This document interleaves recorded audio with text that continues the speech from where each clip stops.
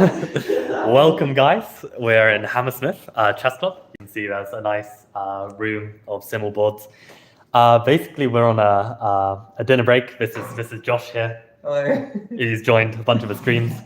So basically, we just ordered food at the Mind Sports Center, and how should I do this?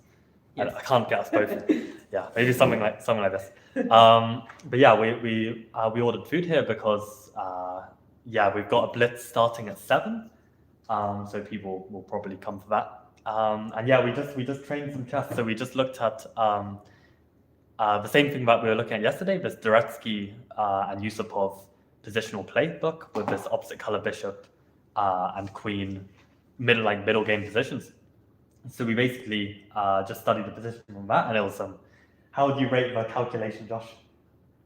Our quality of it, pretty high. Pretty high. Yeah, like a 7 or 8. 7 or 8. Just took us half an hour or something, but don't worry about that. Yeah. No, I mean, it was a really nice exercise to try and calculate thoroughly and make sure we don't miss anything. And actually, we had this one line where we were very tempted by it, but we worked out actually the line in which it doesn't work. So this is very nice to spot these differences and stuff. So this was nice. But as for the simuls, the morning was against Grandmaster Damian Lemos, who is actually an Argentinian GM who's currently living in London. So we got lunch with him afterwards. And any comments about your game, Josh?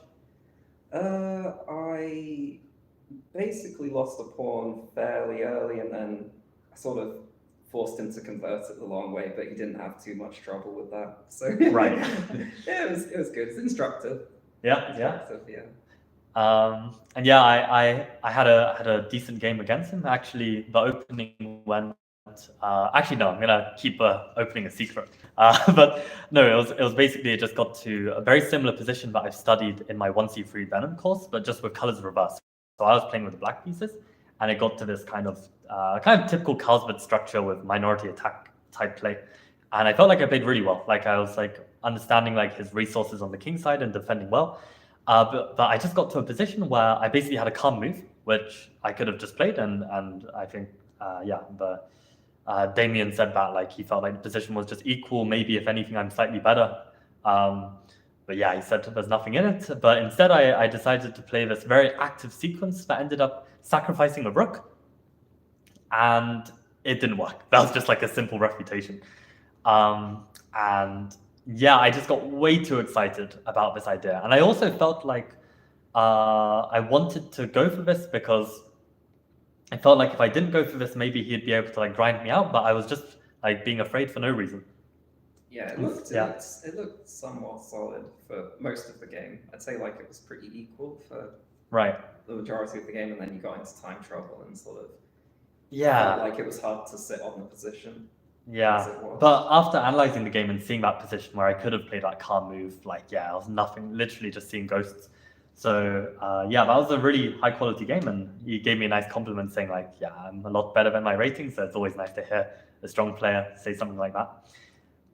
He was definitely very very generous with his advice and time and analysis. Oh yeah, great guy. He gave us he was talking to us very in depth on things, so it was nice. Yeah, cool guy. And we went to get lunch with him. We went to a Thai place around the corner, and it's still just as good as I remember, so that's very nice. And then in the afternoon we played Lisa Lanao, and I managed to get a draw, so I'm happy with that. But okay, she was convinced I had a win, which I haven't analyzed the game yet with an engine. I might have done.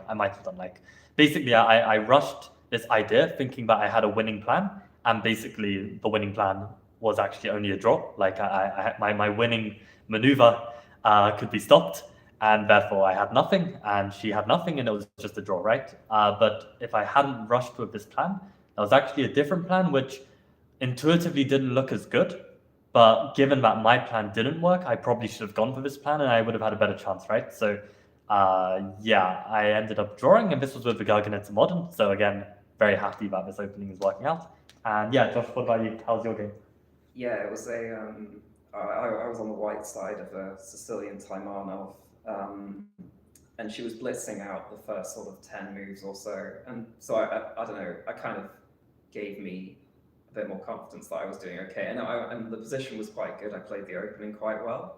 And eventually I got some position where I had the bishop pair and a fairly open position. So I sort of tried to go for an attack, but I made this strategic mistake to trade bishops because I thought trading bishops was a smart idea. So I actively went for it, but it turns out the position went from about equal to minus 1.5 or something. Yeah. So yeah, it was a misunderstanding on my part, but it was again an instructive game. Yeah, and I think that bishop trade, like, it can work if you have enough remaining pieces. So if you still had like an additional 2 knights or something that could all flood into the king side, then those weak dark squares I think would count. Maybe if let's say you have a pawn on e5 as well, like really controlling those squares. But if you don't have that, then there's really not going to be an attack. Yeah, I was like, in my head, the attack was there.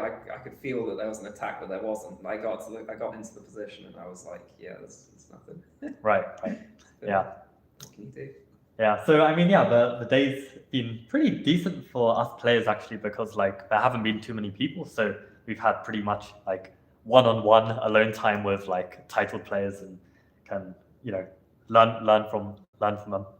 But yeah, next is going to be the Blitz, and it's going to be quite nice. So if anyone wants to hop down to Hammersmith, you're welcome to. Yeah, let me see if there are any chat. I don't know how to read chat on this live stream. Oh, we're live. I see. Yeah. This is live. This is live.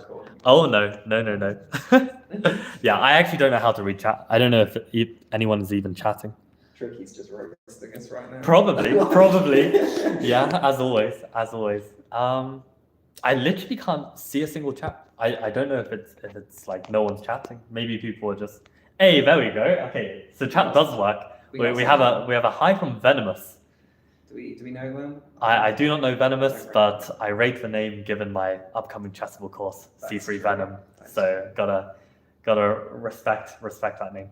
But yeah, I think our dinner's gonna be coming soon, and then we're probably I don't know if we're gonna train a little bit more before the Blitz. Probably not. But this is the thing: when you train calculation like we just did, right before tournament, it can either work a treat, and you'll be seeing like so much more in the games and just being way sharper. Or it can just be a complete mess and you're just burnt out. Tire yourself out. Yeah. So I've had both. I reckon it's going to be good. But yeah, on that note, we'll call it a day there. Cool. See ya. All right, that was Perfect. Thank you.